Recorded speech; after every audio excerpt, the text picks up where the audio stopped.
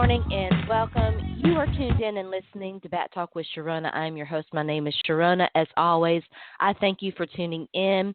We are managing to do a podcast this week despite the fact that I have felt absolutely horrible the past couple of days, and despite the fact that Hurricane Matthew has laid waste to joined here in a few minutes by my good friend Lisa London.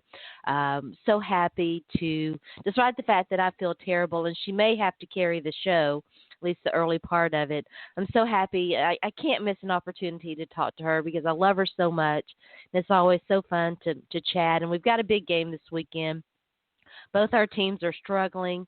We'll see how that game goes. And we have to talk a little bit of fantasy football and get Lisa's thoughts on a lot of different things. I want to ask her about Odell Beckham Jr. And then in the final minutes of the show, time allowing, and if my voice holds up, we need to talk about consent, you guys. The late comments, the latest, not latest comments, because this was something that he said. And if you've been paying attention, you're not terribly shocked by any of this. You're maybe shocked by the openness with which he talks about sexual assault, but we'll talk about that. We'll talk about consent, talk about his comments on the Central Park Five, which they do not need to get lost in all of this. But first up, Lisa London, we're going to talk about sports. Dolphins face the Tennessee Titans. Neither team very good right now, although, if you follow me, I'm an eternal optimist. I think they're going to turn. I think the Titans are going to turn it around. We'll see how that goes. I just wrote an article for Inside the Pylon that you should check out. If the Titans need to create more opportunities in the passing game, and they need to open things up, their wide receivers as a whole, the measurables. I mean, I think it's a nice group, but I think they need to get Jason Morrow more involved in the passing game. So check that out. So we'll take another just real quick break. And then when we come back, Lisa London will join me. So stay tuned in. You're listening to Bat Talk with Sharona.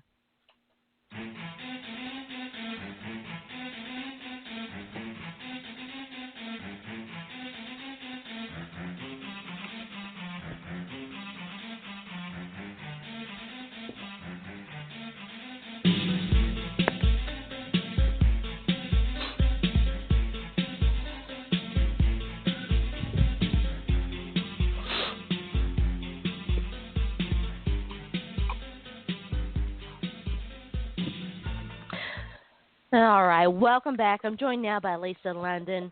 Had to grease the old vocal cords there for a few minutes. Hopefully I can make it through this segment. Lisa, thank you so much for joining me. You guys have had some excitement.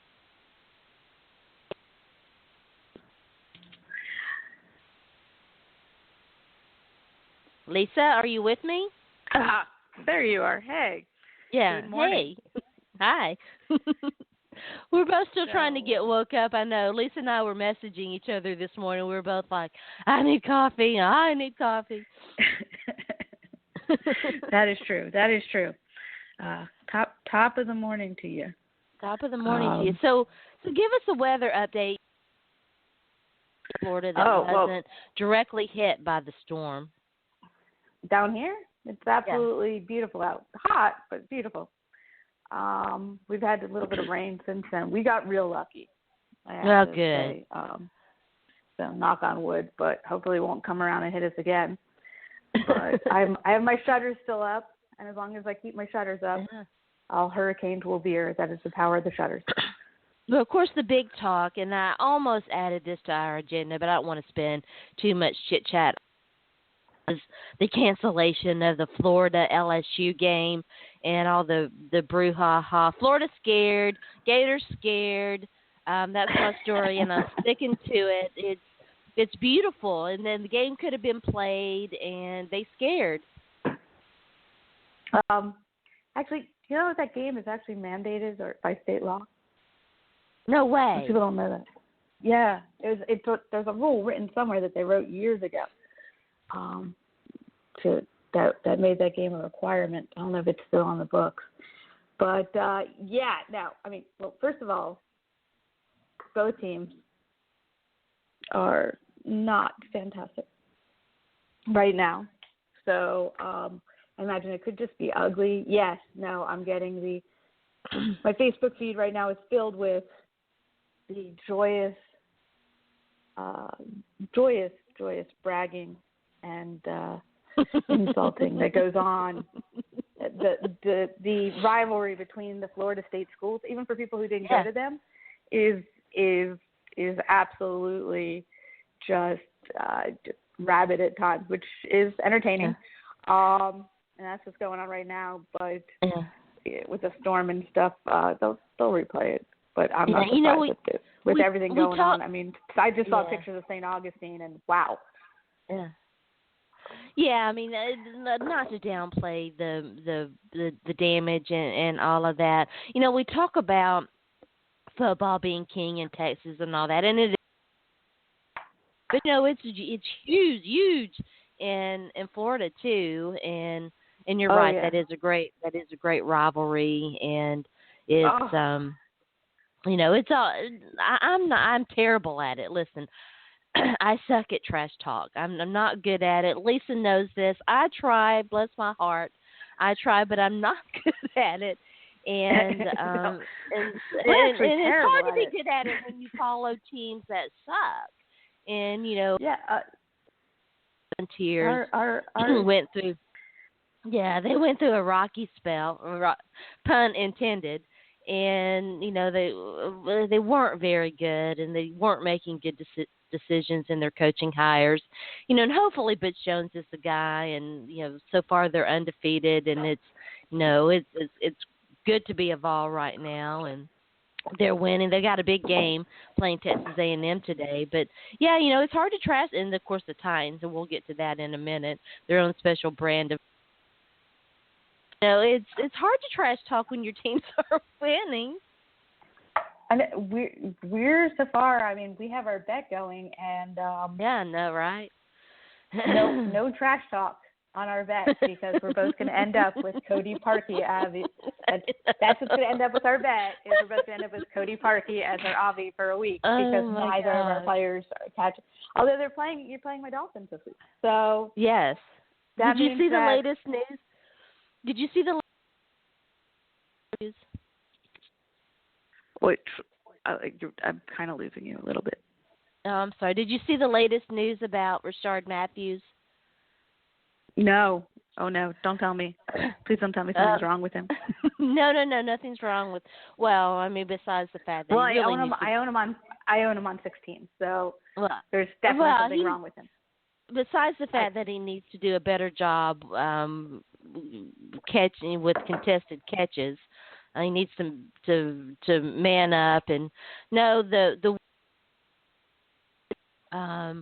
Titans are unhappy with him. Mike Markey is saying that he needs to be more precise and what have you. And they've quote unquote demoted him for Andre Johnson, which the Titans rotate their wide receivers. You know, I mean, it's not like.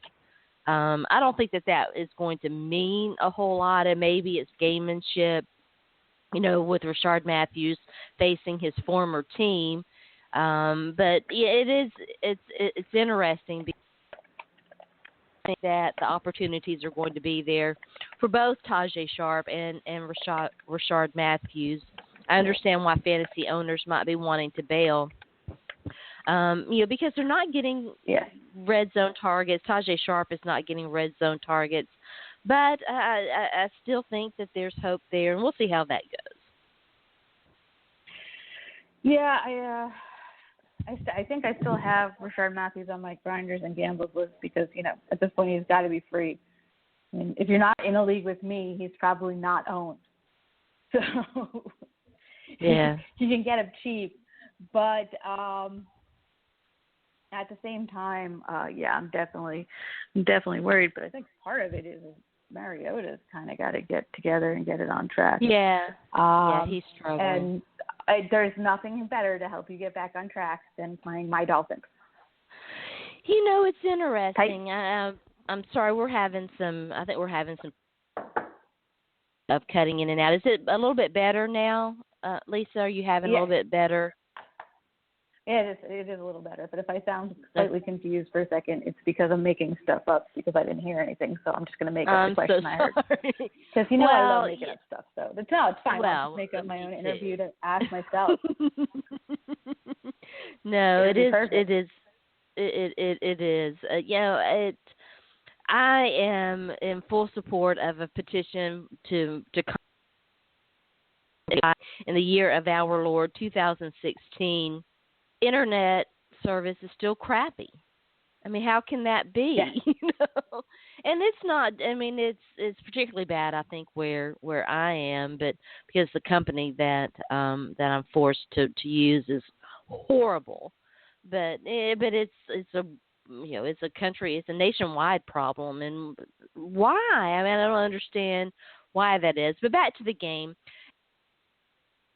I wanted to ask you about it because I really thought the Miami Dolphins defense was going to be good this year, but they have a Byron Maxwell problem. Yeah. They have a lot of problems. But they do.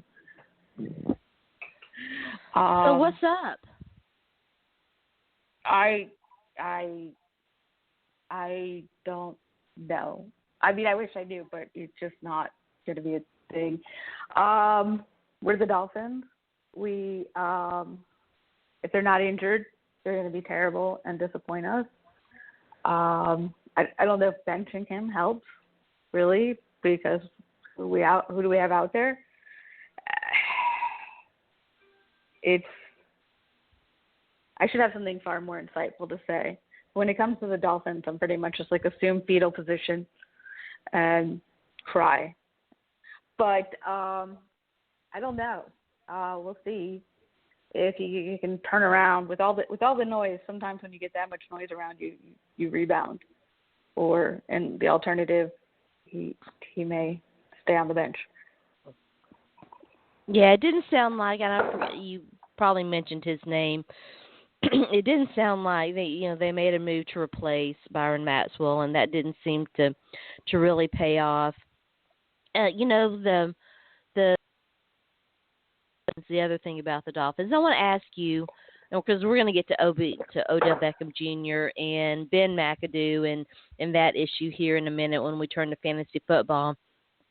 I know a lot of people were fond of the ad. It's hard. It's not like there are Hall of Fame coaches, potential Hall of Fame coaches floating around everywhere out there, and you take a chance on a guy like Adam Gase, and it's hard to be patient, but you with these young guys who've never been head coaches before, and we saw in Tennessee, the Titans went through a similar situation, and they did not show patience with Mike Munchak, and they should have.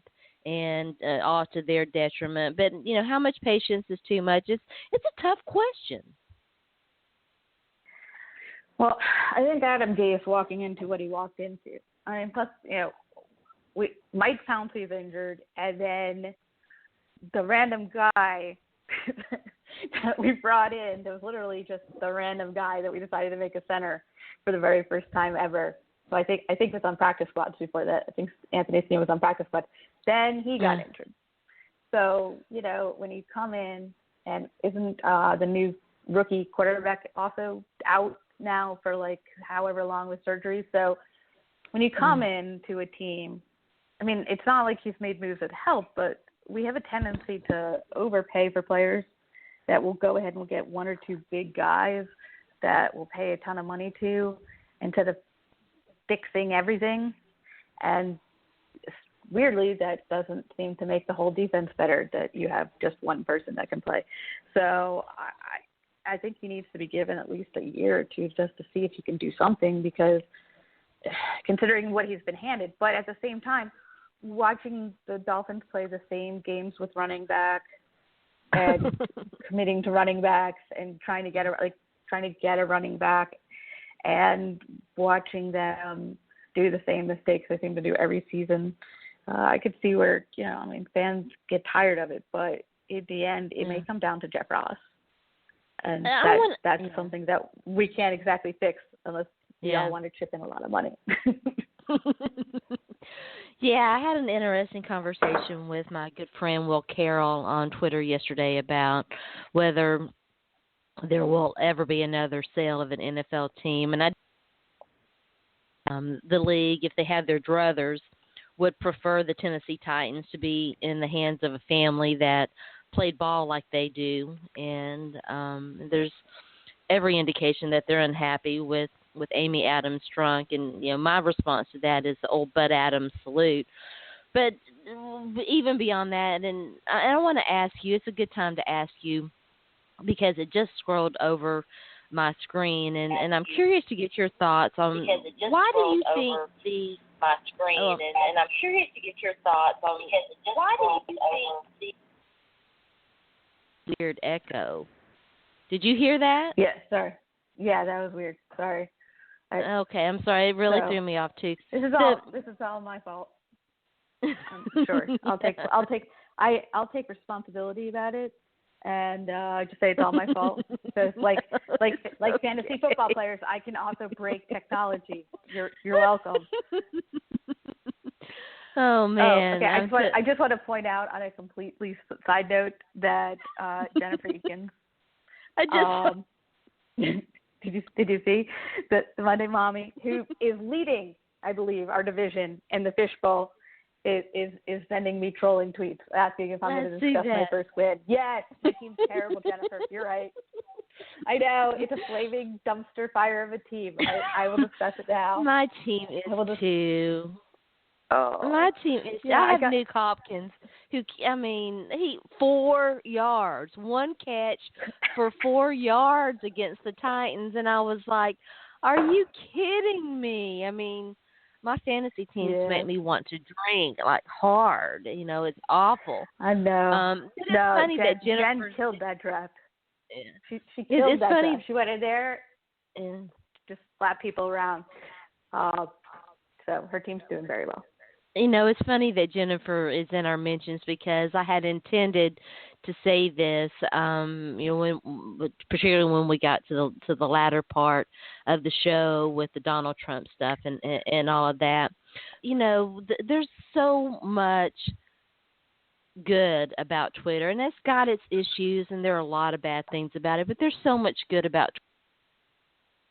One of the things is that it allowed me to connect with so many awesome women like you and the Jennifer Eakins and Degenerate Jen, Jersey Jen, and Lisa Loza, and there's so many wonderful women in the fantasy football community, and I'm gonna leave so many names out, but it's great when you find your people, and that's one thing that's good about Twitter, and of course the reason why I was going to mention that is because I intend to talk about Kelly Oxford and the hashtag that she started last night, where women talked about their first sexual assaults. But we're not going to get into this. Is the sports hour. We're not going to get into that.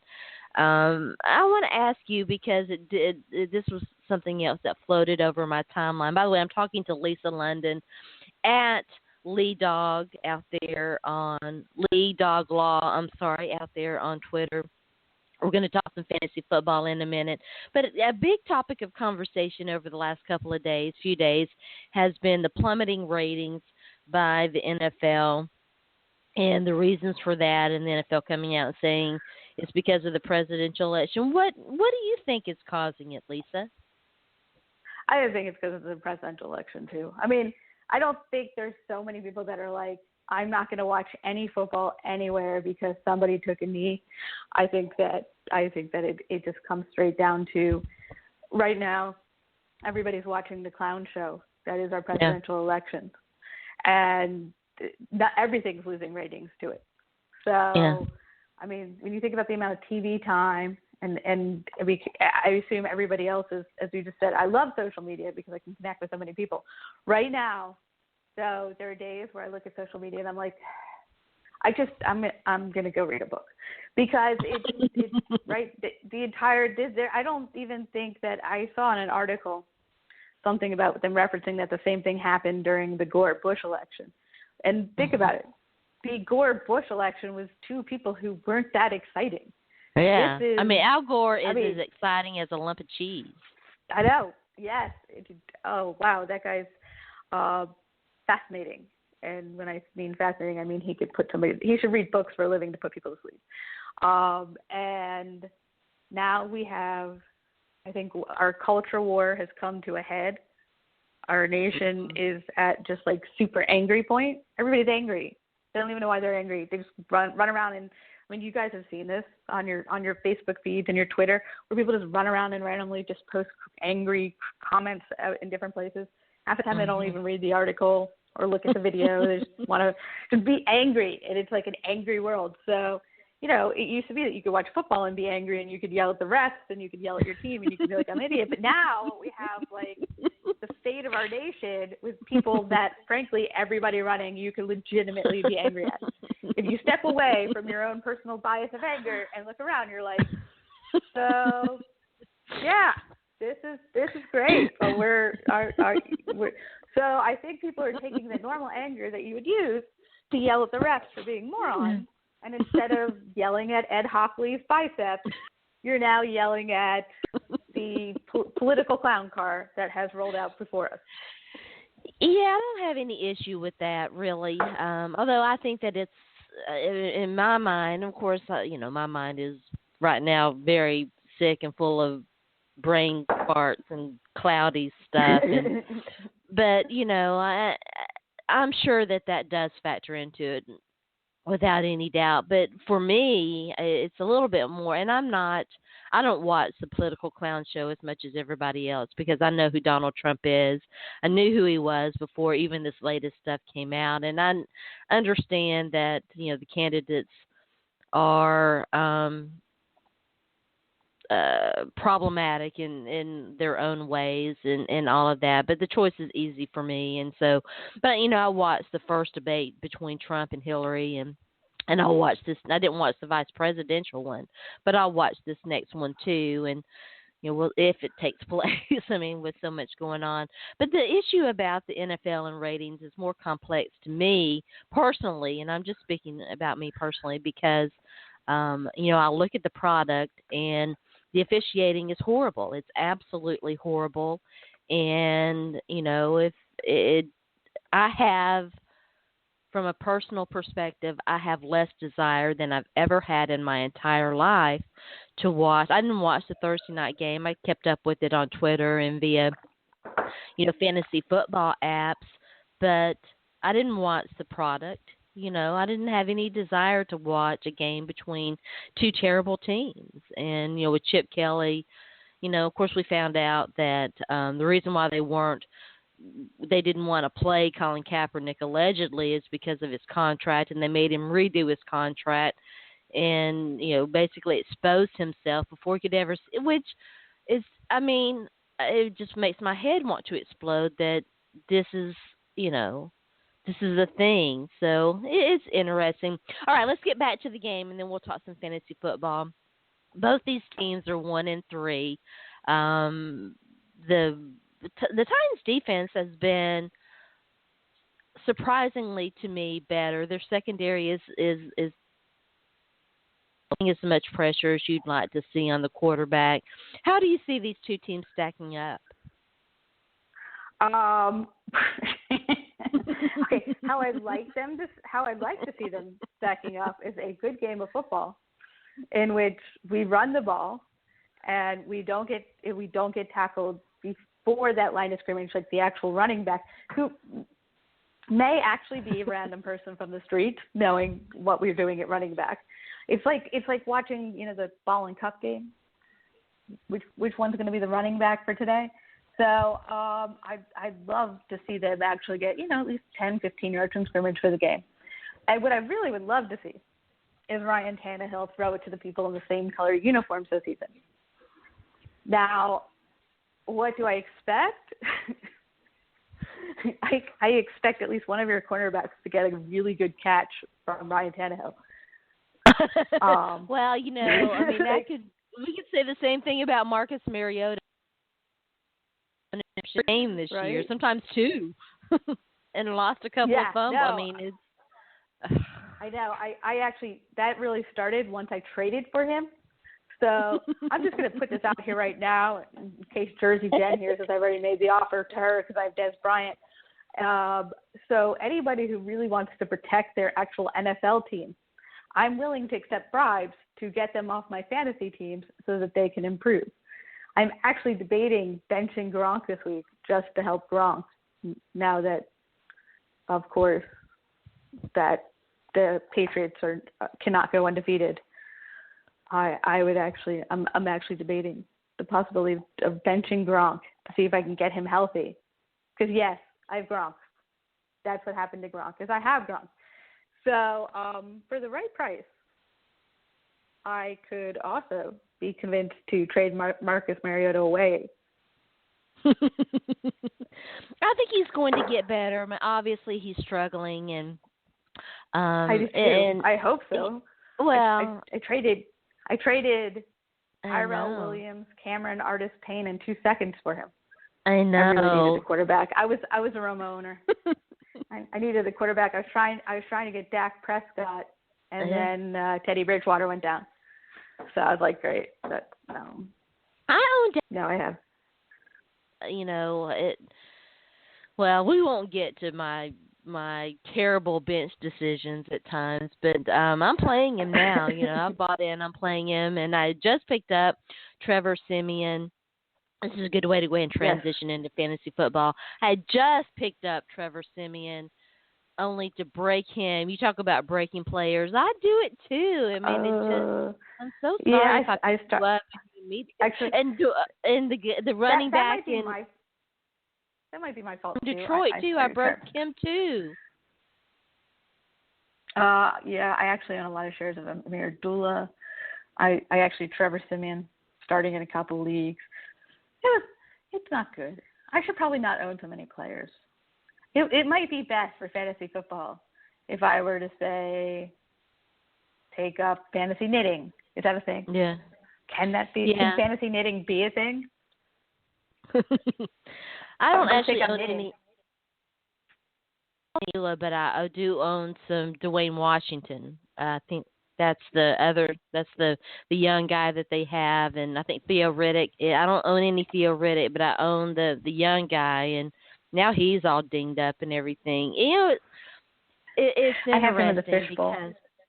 Do you? It's weird because I have some really good wide receivers, and we mentioned Nuke Hopkins, and let's talk about Odell Beckham Jr. now. You know, my wide receiver and the appointment this year, the wide receiver position has just been odd, and fortunately, I was able to pick up Jamison Crowder, and I do have Larry Fitzgerald. But you know, what do you make of the wide receivers this year? I'm hoping that this is just some first few games getting the rust off or something, or coaches are going to get it together. It's that weird thing where you're just like, no, this has to be fixed. This can't be the way it's going to be all season. But it really has been. I normally, in a lot of my teams, I actually try and make zero wide receiver thing. And a lot of my teams, I didn't go wide receiver early. And a lot of those teams, I also have Watkins. That did me awesome. Sorry, Sammy. I probably should know my shares. But I have, in a couple of teams, I did A.J. Green and Allen Robinson or something along those lines where I did do a zero RB. And they're killing me. And I'm just hoping, the teams that they're also killing you on, if you look at it, they're not – okay, we just take a moment and all have a moment where we realize that the Rams are leading their division. The Rams are leading the division right now. And it's not even like they're in, the NFC East where you could be like, okay, well, anybody could lead that division. The Rams are on top of the Cards and the Seahawks. I mean, the 49ers, that's obvious. But even the 49ers at this point, you're looking it's Case Keenum right now. It's, Brian Quick and Kenny Britt, two people who everybody gave up on 4 years ago, are now scoring fantasy points and scoring real points. Listen, Listen, I just picked up Case Keenum in Scotty Fishbowl because Alex Smith is on a break, on a break. We're on a break. Yeah, and and quarterbacks, I mean, you play them because they do typically get you some good fantasy points. Right. But it's more than just good fantasy points. I think in this case, I think it's the teams that aren't doing it are also struggling in many cases, or they're getting it done with their defenses. So you're seeing where you got to wonder at some point, do they sit back and say, okay, we've got to figure something out. We're 2-2. Maybe we should get AJ the Green the ball more, because when he gets the ball, and part of that's on the quarterback too. And but the Texans, they don't have to get Nuke the ball because they're still doing well without him. One catch for and they 4 have yards. One catch for 4 yards. I was dying. In one league, I built my team around Mike Evans, Sammy Watkins, and Nuke. I had Sammy Watkins too. Yeah, I had Sammy Watkins too. Yeah, it's now I put in my lineups and I'm like, oh, who are these people starting? I just have to randomly grab guys from the bench. But this is how I end up writing an article about like random deep grabs, is because I deplete every. I'm like a fantasy football destroyer. I don't know. I get it good. It's something good. You know, I'm so much better with analogies after 12. Just for the record. Yeah, me too. I have some somewhere. There's something. I had something clever for that, and then it just went away. It was like in my brain, and I was like, no, too early to be clever. You're not there yet. It's too early. No, I think my brain is like a big ball of cotton, and I've got the drip. You know, it's interesting because I was like, what? I can't be getting sick. Please tell me that I'm not getting sick. And then I was like, of course, yes, I'm getting sick. And so I've got and I don't know if it's what it is. It's allergy season kind of, with the changing of the seasons and what have you. But I've got this terrible drip and congestion, and it's icky. But we'll be fine. We'll do okay. So Odell Beckham Jr., I got to ask you, what do you make of his situation? There was actually, it came across my timeline one day this past week with somebody saying the Giants suck with or without him. They need to just move on. To me, it would be absolutely asinine for them to move on from OBJ this soon. Oh, no, that's insane. I mean, yes, he lost the fight to a kicking net, which was hilarious. Actually, when that happened, I have to admit that I just stopped. I just kept going back and replaying it because you lost a fight to a kicking net. That's impressive, to lose a fight to an inanimate object. But that was he's funny. Amazing. You're right. He's an amazing receiver, and people talk about, I don't know, the random word they throw out there is character issues. You know who worried me with character issues? Josh Gordon. Yeah. Because Josh Gordon's response to everything was, it's not my fault. And he finally, now, I'm happy for him that he's going to go and take some responsibility and hopefully work on that. Odell Beckham just has a bad temper. Well, you know what? You guys somewhere, you probably work with somebody with a bad temper. You've been around people with a bad temper. And here's a fact, that just because you have a bad temper doesn't mean you're not a winner. He's an amazing receiver. He just needs to learn to get some control on his temper. You know who else has a bad temper when he's losing? Tom Brady. Yeah. Most of the time, it's just ignored. You don't see articles about Tom Brady doing stuff. Every once in a while, you'll see, he didn't go shake Aaron Rodgers' hand or something like that. But I remember when Tom Brady first took the starting job way back when, there was an article about him. And one of his teammates was talking about how bad he wanted to win. He was saying even when he's on the golf course, he's the guy that throws his clubs. He's that guy because he wants to win that bad. And Odell Beckham is misbehaving on the sidelines because he wants to win that bad. And so for that, I think as the coaches, all you need to do really is try and get him in with somebody. He's a young kid. He's still a young guy. Yeah. And, you know, I think about what I was like that at that age. I was also a hot-headed idiot, and the entire world did not have their cameras turned towards me. Actually, fortunately, at that age, cameras really weren't the same thing as they are now. So, you know, when you look at that, all he really needs is to learn to control his anger. If I'm the team, maybe I'm having him sit down with someone. I don't care. You go. If I'm the Giants, I'll find somebody. I'll go grab the Dalai Lama and be like, here, just teach him to be Zen. Because I have one of the most talented receivers in the NFL. Why on earth would I give that up? Because he throws temper tantrums. I mean, great players have. As much as we've hated them, at times, I think we can remember quite a few receivers that were horrible. I mean, much worse as far as their behaviors and their antics than he is. He's just Chris angry. Carter, Michael Irvin. I mean, the list goes on and on and on. And Keyshawn Johnson became not a thing because of his temper. Yeah. And competitors want. Go ahead. I was just going to say competitors want to win. That's it. Yeah. Right. He wants the ball. He wants to win. If you're playing football, look, I mean, yes, ideally as a football team, you want to put on a good face. Ideally as a football team, you want people who you can take out and kiss babies and do photos, but you're a football team. And there's a question because, I mean, I was, you know, we had Richie Incognito down here. Now, when you talk about what do you do with somebody there, I mean, the amount of things that he did that he never got in trouble with down here, and the things that he was doing off the field, that's where you have that conversation. When you're committing crimes, when you're getting drunk, when you're doing horrible things, then as a team you're like, okay, we need to do something.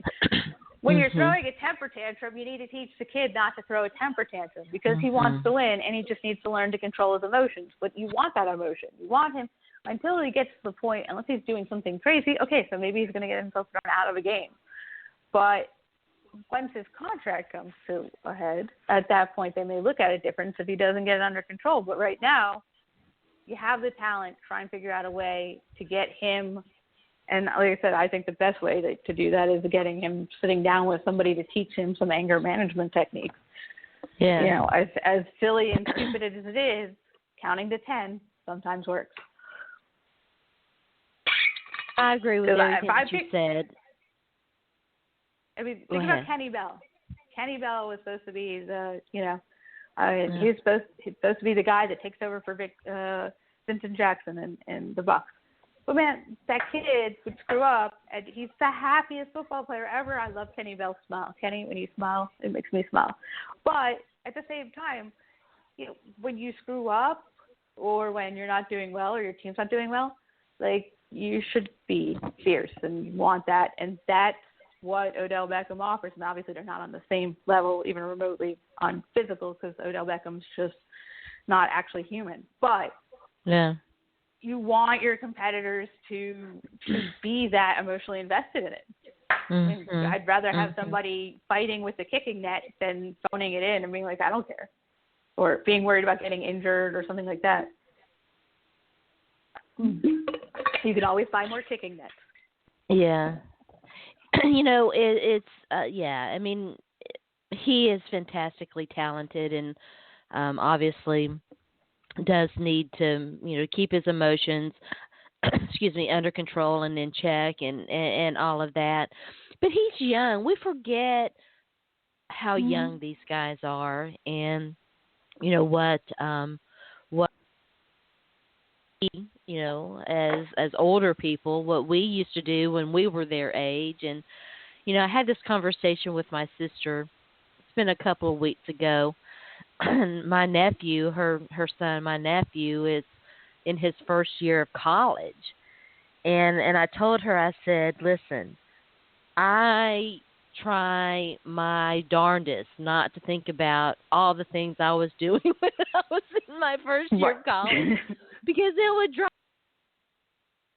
I just, it's crazy. Right. So Like, back to fantasy. Yeah, I mean, I don't even want. And now it's in my mind. I'm like, oh my God, somebody shoot me, you know.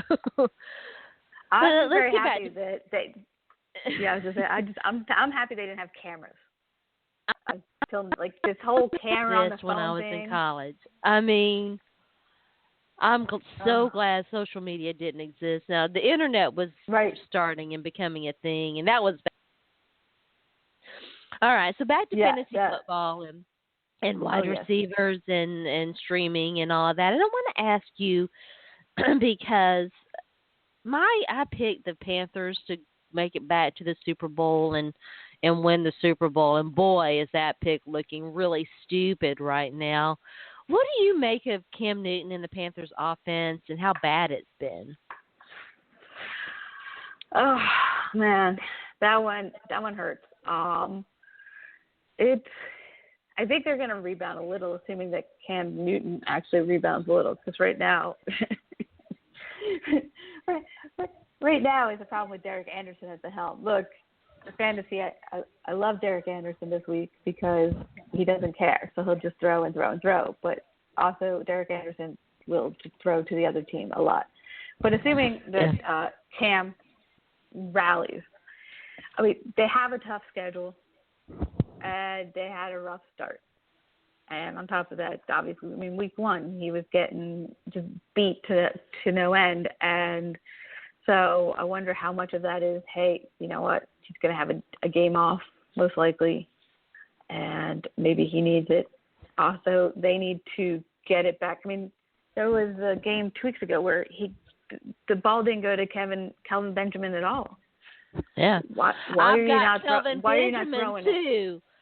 Yeah, I actually managed to win that game. I think I was playing Jen, Jersey Jen, not Monday Mommy Jen, but Jersey Jen. We need to come up with. I guess we're going to have to do that. Monday Mommy Jen and Jersey Jen. I was playing her in our going for two redraft league, and Oh yeah.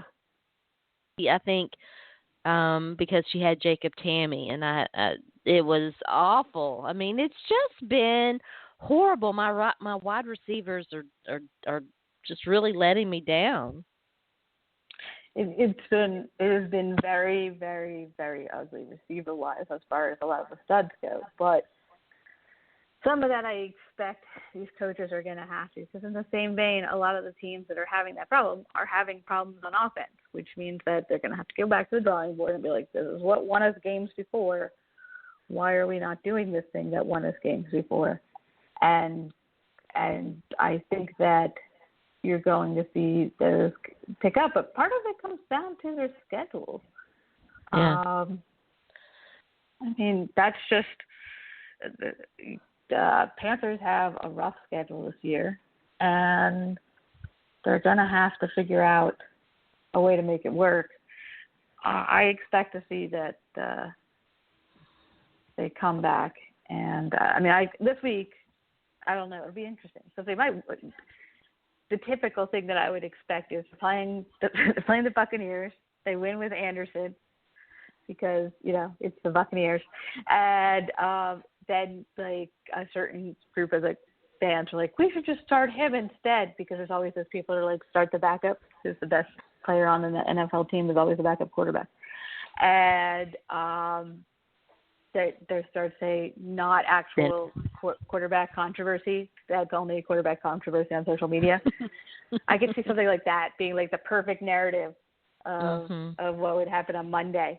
But after that, I think that you're going to see even more Olsen, and you've got to see more Kelvin Benjamin. You're going to have to find a way to get him up. But there's issues. I mean, I own a lot of Devin Funchess, and that kid's just not even. I mean, come on, he's getting outperformed by Philly Brown and Ted Ginn Jr. First of all, can we just talk about the fact that Ted Ginn Jr. is a legitimate football player?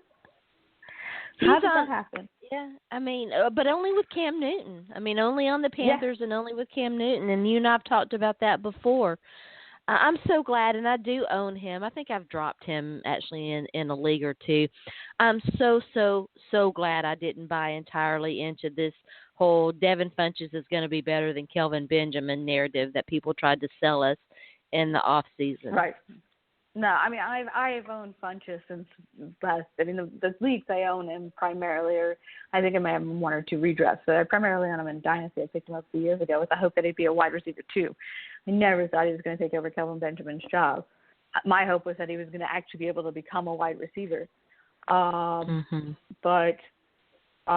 yeah, right now he's not doing much of anything. It's weird, but the next few games actually look good to be starting Kelvin Benjamin. I mean, you got Tampa Bay, then you got New Orleans, who's like, who's basically fantasy version of like medicine. Here, we'll fix your team. Just put this New Orleans Band-Aid on, and your team will feel better for a week. But then they go back to Arizona, and I got LA. So, I mean, part of it's going to come. I think they're going to be up and down. I think Kelvin Benjamin's going to be up and down because I don't know right now if whatever they're doing there is good enough for these tougher defenses.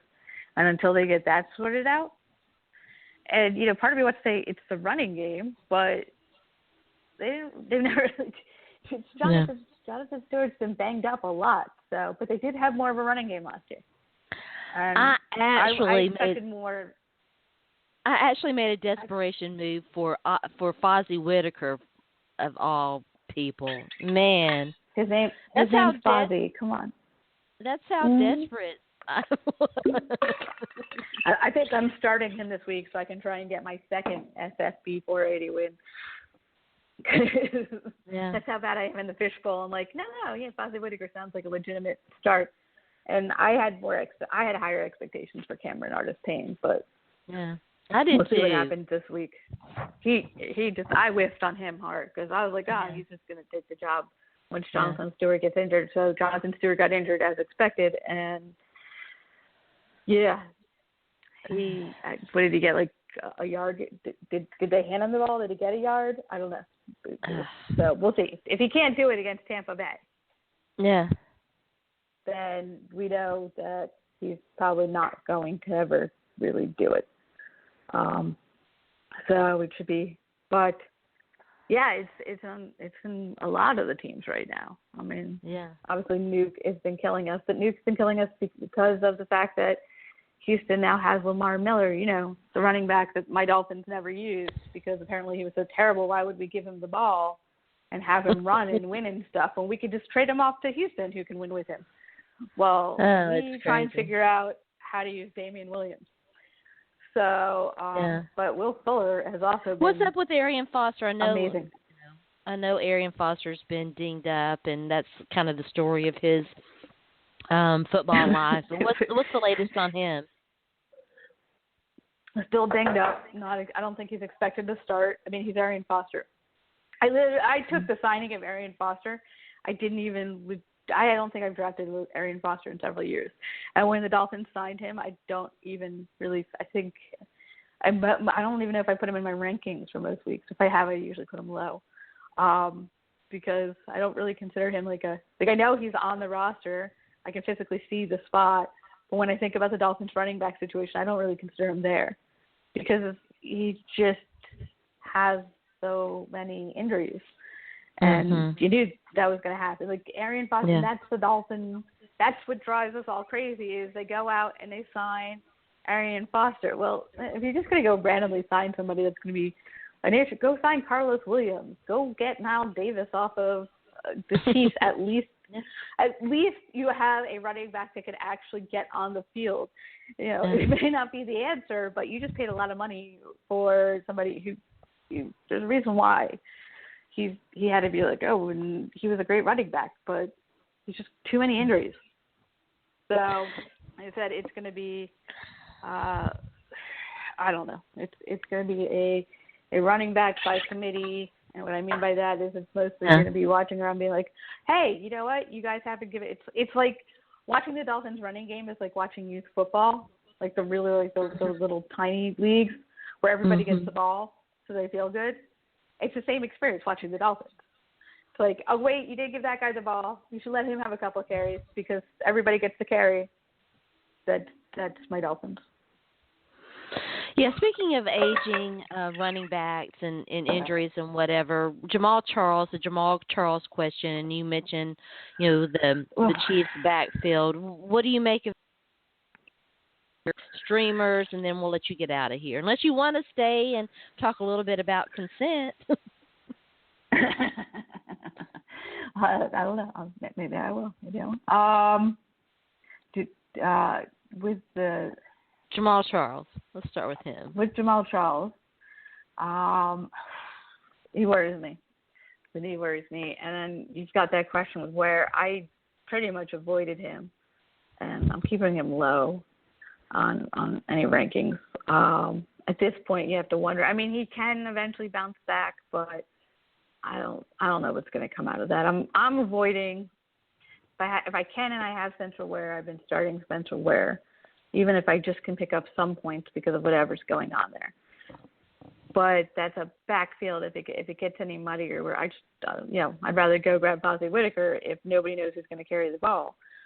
At least I know he'll catch me some balls and get me 5 or 10 points if I need that. If you have room to gamble, you can put somebody in there. Long term, I don't know if I guess you can target Spencer Ware is the guy you target, but he's probably going to cost too much.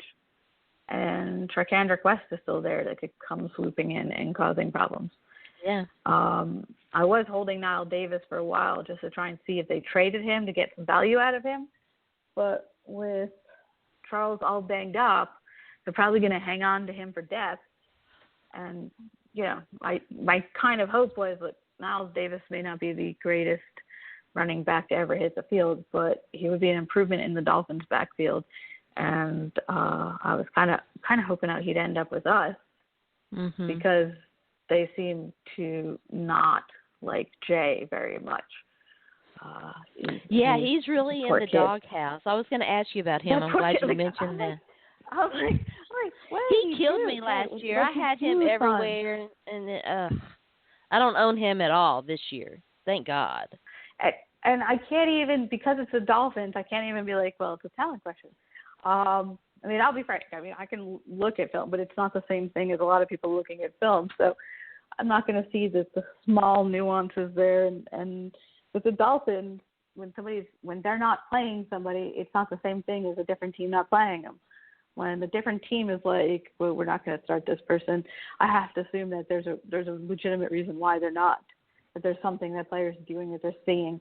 In the case of the Dolphins, first of all, the Texans would like to send them a thank you card for their awesome player assessment, as would Bill Belichick. He's very happy he got Wes Welker from them. Now he's got Chris Hogan. There are many teams that are very happy to have Dolphins cast off. And that's a tradition that we've kept for a very long time.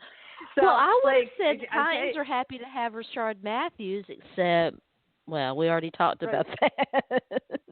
Well, I think Rashard Matthews did well with Tannehill, and maybe he can adjust to bad balls. But his issue inherently here is he can't get out of the coverage. So that may be where his issue was. And since the only person on your team that seems to be catching balls are tight ends right now, that doesn't really help. Yeah, but they're just not. The Titans aren't scoring. They're last in the league in points scored per game, and if you own any Titans players in fantasy, that's a concern for you. And so, yeah. The only Titan I'm happy I would be owning right now is Murray. And he's not even that amazingly awesome, but yeah, he is actually. No, yeah. he is. No. No, I'm kidding. You're like no. Yeah, no. He's for fantasy, he's been fantastic, and I'm glad I hung on to him. I traded him in one league because I needed receivers badly, and I kept him in some other leagues. And everybody was like, last year they're like, he's done. I'm like, no, he's not done. That's Chip Kelly. And well, listen, weirdly, I was like, I think he's a little bit overrated, and and now I'm like, he's my dude. Oh, So oh no, he was my bargain. That's how yeah. you go zero running back is because he was falling so far. The one I wished on was Eddie Lacy. I kept expecting Eddie Lacy to bounce back to his value. I mean, I was getting him in the third and fourth round, so I'm still hoping like they're gonna get him and he's gonna improve because Lord knows. But Murray's been great. I expect him to have a banner day against the Dolphin run defense that made LeGarrette Blount look like a Hall of Famer. All right, so we've got about 5 minutes left before I'm going to turn to the Donald Trump consent, the Central Park 5 and all of that. Give me your top streamers for the week at every position. We'll start with, of course, the number one quarterback. Who's your streamer this week? Quarterback, if you're playing the daily, I'm going Tom Brady, just coming back and tearing it up. Okay. If you need somebody where you're in a bind in a league, and you need a good gamble, Derek Anderson. Case Keenum. Not Case Keenum. No, he's playing the Bills this week, right? So yeah, that's what worries me. Yeah, so I actually put him on the bench, even though he's been doing well. And he's been showing up in my article almost weekly now, as far as a guy you can grab who's a gamble. But that Bills defense is legit, and so Case Keenum actually scares me. But I think that Anderson, he's going to get picked. I mean, I would be completely surprised if he makes it throughout in the game without at least one interception. I would be stunned. But he also has extremely short memory, like goldfish style memory when it comes to that. So he doesn't care. He'll just throw it and throw it and throw it. That was when he had his big season way back and when. And when he had that, he was just tossing it. It's all, he'll just throw that ball up. So that's the good news. Is Calvin Benjamin should get you points, and he should get you points if you need somebody on the fly, because he should also be sitting out there in everything but 2 quarterback leagues and super flexes. I'm sure he's available. Who you're streaming this week at running back? So I'm doing the gamble. I'm going in some of the leagues. I'm going to try Dixon and see if he could end up getting a 0. If he end up getting like a 2 or a 3. If you haven't grabbed Kenneth Dixon, though, you need to grab Kenneth Dixon this week. I mean, he should already be gone. I mean, everybody's been saying it for 3 weeks now, so I can't imagine he's sitting out on many benches. But for some reason, if he's sitting on a bench, he may not do it this week. But if you're ever going to do it, if you're playing Washington, so him and Terrence West, like somebody's having a really good running back game. They both could have 100 yards. Also, Frank Gore, if he's healthy against Chicago, the whole team might get healthy against Chicago. That defense hasn't exactly been mind-blowing. So I definitely, both of those are great ones to pick up. On receiver, gonna be. I think my sneaky one is Bolden. Might actually have more value this week with Ebron injured. Obviously, Cole Beasley is gonna now get a lot of targets. Mm-hmm. You're gonna see that potentially. You could see Aiken maybe finally getting some balls. Mike Wallace and Steve. It's going to be weird depending on who's covering who in that game. Where Josh Norman is. What about defenses? What defenses are? And I know you don't like it. If I remember correctly, you're like me. You don't like playing in leagues that have team defenses, but I do have a couple. No. What defenses? Yes. Let me see what I actually looking. I don't put in that many team defenses. So I put in. Give me 2 seconds. Just go into my notes. Yes. In the meantime, My tight ends I like. While I look for my defenses. Fan of Dennis Pitta, which has been constantly in my. He's not going away. We can skip defenses and finish up with tight ends. Yeah. I don't like that. I don't really. Honestly, half the time I just read Sigmund Bloom's Rent a D. I mean, you mentioned it earlier. I mean, why not the Dolphins? With Marcus Mariota throwing so many interceptions and turning the ball over. I mean, the Dolphins would probably be a good option. And whoever's playing Tampa Bay, Jameis Winston also turning the ball over. Both young guys in their second years. Yeah. Yeah. Titans. So. Because, my boy likes to throw that ball to the other side. Yeah. So I picked up. Let's see. At tight end, I picked up Cameron Brate, and who else did I pick up as a hedge against Delaney Walker? I can't remember. Zach Miller. I picked him up. Yeah. I love Brate as a pickup, and he's in Dynasty too. I mean, I assume he's gone now, but if he's not gone for some reason, he should be gone, and you need to make an effort to put him onto your team. It's your boy Jason Murray. You just wrote up an article on him. Yeah. I went back to practice on Friday, right? I mean, I've looked at him, and I've been like, should I? Okay, I'll wait. But I'm keeping an eye on him. The Titans if the Titans listened to me more often, they'd be doing a whole lot better. I'm just going to throw that out there. All right, so if we were NFL coaches, it's for anybody who put us in charge for the dailies and stuff. Keep in mind, Zach Ertz is back.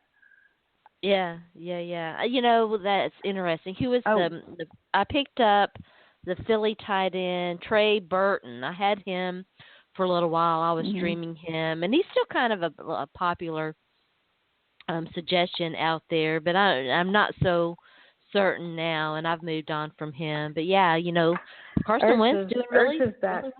Yeah. No, Interesting. Ertz is back, and then if you need somebody really cheap, that's probably on the wire. Vance McDonald has been banged up. Yeah. And Brent's little brother is sitting out there. So Garrett Sellett is out there, and you can grab him. And he can help you in a pinch. If you need somebody and you're like, I just need points and somebody's an actual tight end, I need to throw somebody in there, I wouldn't. There's a reason why they're behind Vance McDonald, but he's there.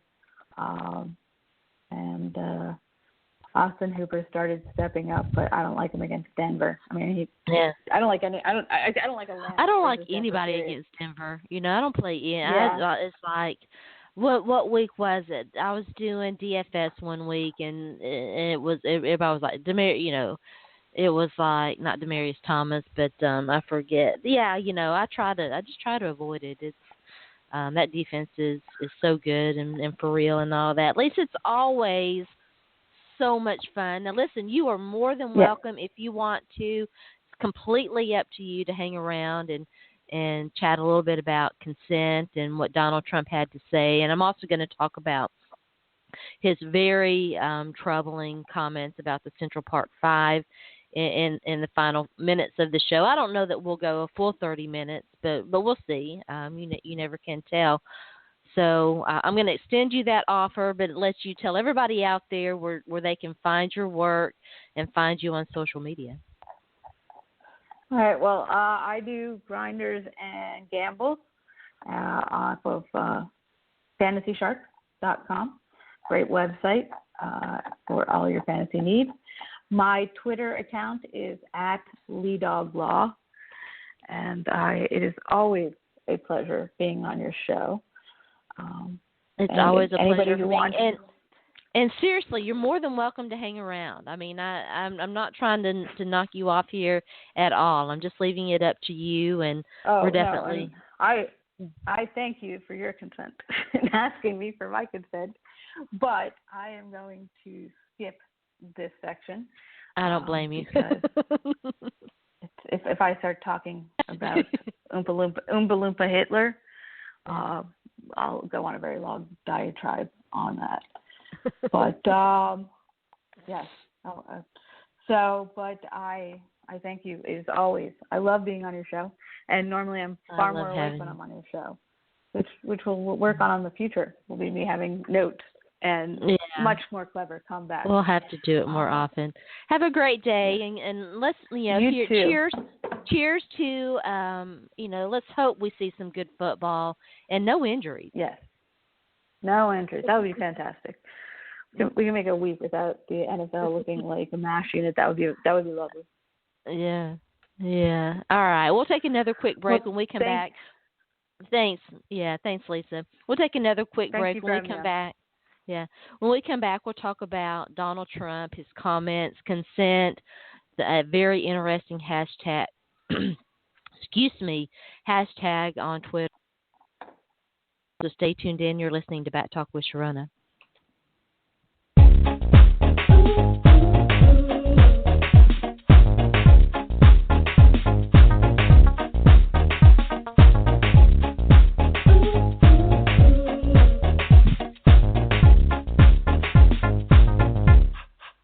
Let's talk about sex, baby. Let's talk about you and me. Let's talk about all the good things about me, baby. Let's talk about sex. Let's talk about sex. Let's talk about sex. You're tuned in and listening to Bat Talk with Sharona. I'm your host. My name is Sharona. As always, I thank you for tuning in. Shout out to Lisa London for joining me in our first hour to talk about the Miami Dolphins Tennessee Titans matchup, fantasy football, and so much more. Always so much fun to talk to her, and really to everyone in the fantasy football community. Overall, it really is one of the best communities out there. So real quick, we're going to wrap things up with a discussion about consent, which, no, it's really not that complicated. I had a very interesting interaction with one of the main forces at HBO Real Sports. It's been several months ago. I'm not sure exactly how long ago. They did a segment on a situation involving a young woman who had been raped, and they just had a discussion about consent, and their whole entire thing was how quote unquote complicated it was. Listen, I'm just going to go ahead and say it. HBO Real Sports does a terrible job with women's issues, in my opinion. And after that segment, and how terribly they botched it, I haven't gone back. But when it comes to women's issues, they do a terrible job. There, I finally said it. So consent really isn't that hard, guys. It's not. If a woman is too drunk to comment, is too drunk to know or understand what's going on, she's incapable of consenting. This is easy. But what Donald Trump had to say really does go beyond consent, right? It goes to a very more fundamental and crucial issue, and that is entitlement, and that is male entitlement to women's bodies. And the Republican Party has a problem with that right now. Mike Pence has it in a different way when it comes to health care, abortion, and entitlement to women's bodies, and thinking and believing that they know what's best for women when women know what's best for women. We're quite capable of making those decisions. We know what's best for us, and you don't have You shouldn't have that right. But I digress. What Donald Trump had to say really does go to that fundamental issue, and that is the problem with male entitlement, thinking that they are automatically entitled to access to women's bodies. And we're seeing that in so many different avenues right now. If you're paying attention to the Derrick Rose rape trial that's going on right now, it's there. It's full front and center there. Derrick Rose doesn't understand what consent is. This is a real problem. And not just in America, it's a problem worldwide. But we live in this great country, and we can do something about it, and we can have these conversations, and that's so fundamental and so great. Conversations is vital. It's important. It's why we don't stick to sports here, because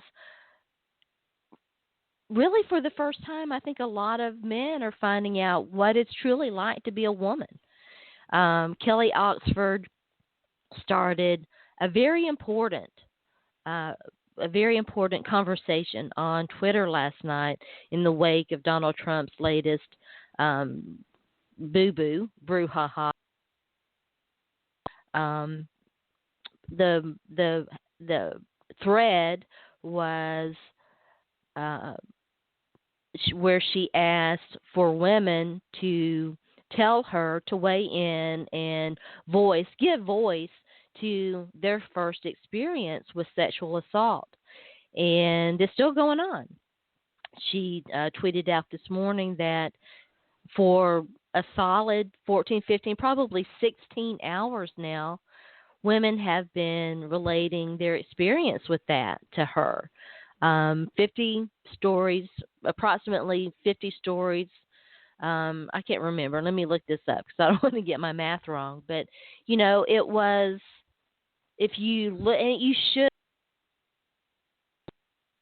because it gave me all the feels. It was empowering. It was powerful. It was emotional to go into that thread and to read these stories. And they're terrible.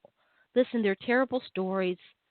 Being touched without your consent is terrible. And I'm here to tell you from personal experience, a man who will kiss you without your consent, a man who parts without your consent isn't going to stop there. No, he's not. He's not going to stop there. He's going to go as far as he can physically get away with.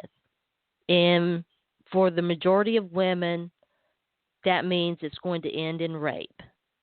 And that's a problem. It's a problem when men think that they're that entitled to a woman's body that it doesn't matter whether she consents or not. It doesn't matter whether she wants you to touch her private parts. You're going to do it anyway. That's a problem, and we've got that problem in this country, and we need to talk about it. But going into that thread was, it gave me so many emotions, because one of the things that has been so great about social media, about the internet, and about women speaking, is that that you're not alone. I wonder how many of those women who reached out to Kelly Oxford and who said, "Listen, this happened to me. I was 12, I was 11, I was 6, I was 7." I wonder how many of those women, A, are just now sharing those stories, or B, felt like they were alone, that they were the only one. Because, I don't remember having these conversations with my girlfriends growing up. I bet someone out there who can remember their mother, their aunt, their grandma, their nana, keeping an eye on them with that uncle, with that cousin, who, and it reminds me of a very powerful scene. On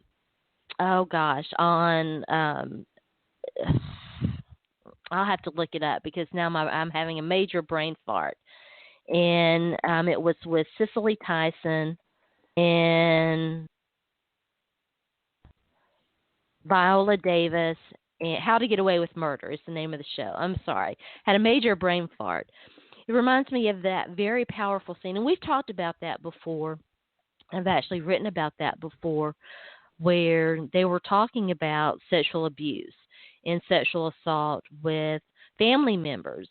And it's far more common than what you think. And and I wonder how many women have not felt like they were able to talk about that, have not shared those stories, have buried those stories because we don't have these we have not historically had these honest. And one of the powers of social media is that we're finally having these conversations. We're talking about these stories. We're sharing these stories, and it's a way for everyone to educate themselves, because maybe there's some women out there who've never had that experience. And if you haven't, you're so lucky, and you should be thankful, because I've had that experience. There are a lot of women who have had that experience, and we know that now by just going on social media and seeing women share these stories. And it's important to recognize that these are things that are happening. They're taking place right now in America, in one of the greatest countries, and if not the greatest country in the world. And so if anything if anything good can come of this, is that we do understand and recognize what it's like to be a woman in this society, and to be fearful for for your personhood, for your bodily, for the simple act of living and surviving without having your private parts touched. And that's not the least of it, because if a man's going to do that, he's going to take it much further. He's going to take it much further, and he's going to think that he has every right to access every part of your body. And that's why what Donald Trump had to say is so horrifying, because it's so casual to him. I'm famous, so they let me do it. They let me do it. Not, I take every single advantage of my fame and my money and my power, and take advantage of the situation. I mean, it's just horrifying. And that's not, and as bad as that is, I'm not sure that's even the most horrifying thing that he said yesterday, or that came out yesterday, because I do want to talk about the Central Park Five, who were a group of accused of rape, and DNA evidence exonerated them, and Donald Trump still thinks that they need to be executed. The Republican Party has a real problem with understanding science. A real problem with understanding science. And, it's amazing. In the year of our Lord 2016, we're still having these conversations, but yet here we are. And we don't need to let that, as horrifying as it is, what he had to say about, we can't let that one pass either. We can't let that get lost. That Donald Trump thinks, and this is a guy, listen, Mitch McConnell is holding a Supreme Court position open in the legitimate hope that Donald Trump is going to become president and name a Supreme Court justice.